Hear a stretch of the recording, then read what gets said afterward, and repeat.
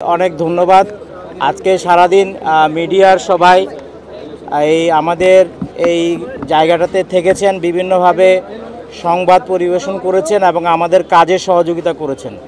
এবং আমরা দেখেছি আমাদের এখানে স্থানীয়ভাবে বিভিন্ন ভলান্টিয়ার, তারপরে আমাদের সেনাবাহিনী, বিজিবি, পুলিশ এবং আমাদের নিজস্ব ফায়ার সার্ভিসের সবাই সম্মিলিতভাবে আজকের এই একটা দুঃখজনক ঘটনা সবাই মিলে এটাকে ফেস করার চেষ্টা করেছে।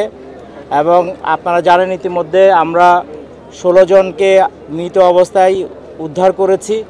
এই পরিবারগুলির কাছে আমরা আমাদের দুঃখ প্রকাশ করছি। তবে আমি একটা জিনিস আপনাদের মাধ্যমে আহ্বান করব, আমরা একটু সচেতন হই।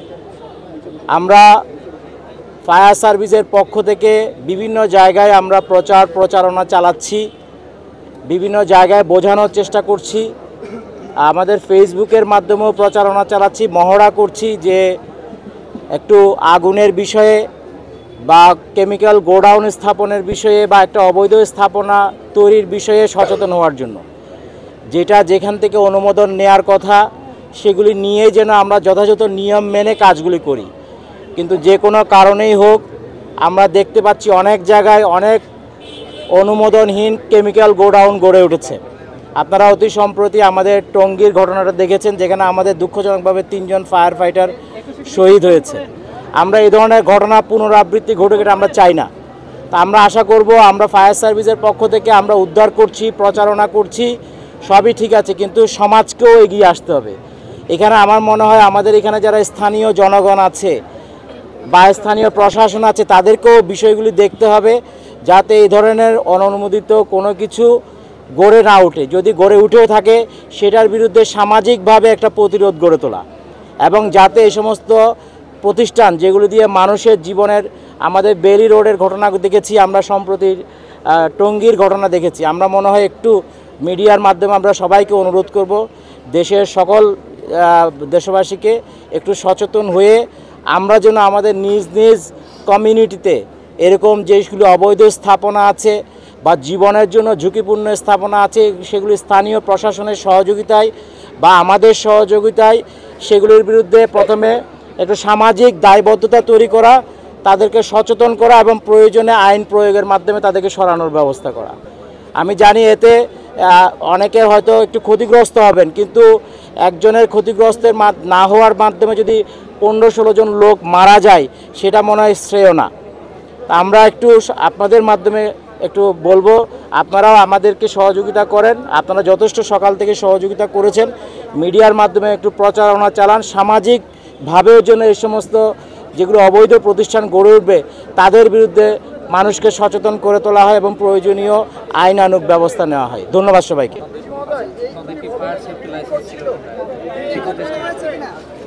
বিল্ডিং কোড সাধারণত রাজুক দেখে, তবে আপনারা তো স্ট্রাকচার দেখে বুঝতে পারছেন এটা থাকার কথা না। এখন পর্যন্ত ধোঁয়া উঠছে দেখছি। হ্যাঁ, ধোঁয়াটা উঠছে কারণ ওখানে কেমিক্যাল আছে, আমরা দেখার চেষ্টা করেছি।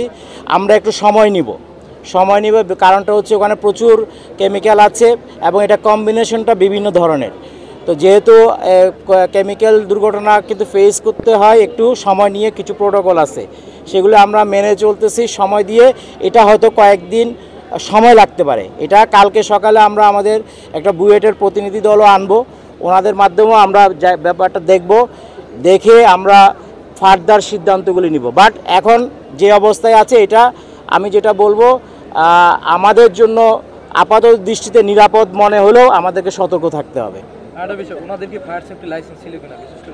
না, এখানে ছিল না।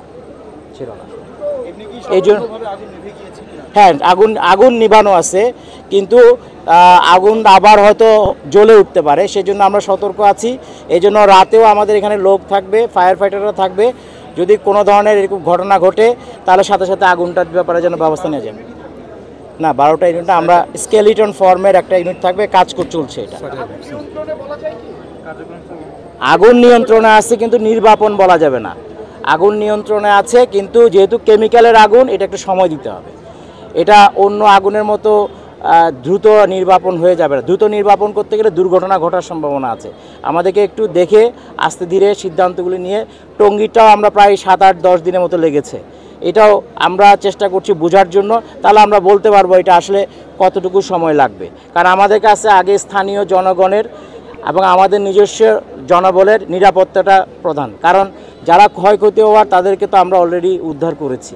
এখন আমরা চাই না ফার্দার কোনো ক্ষয়ক্ষতি হোক। Channel M1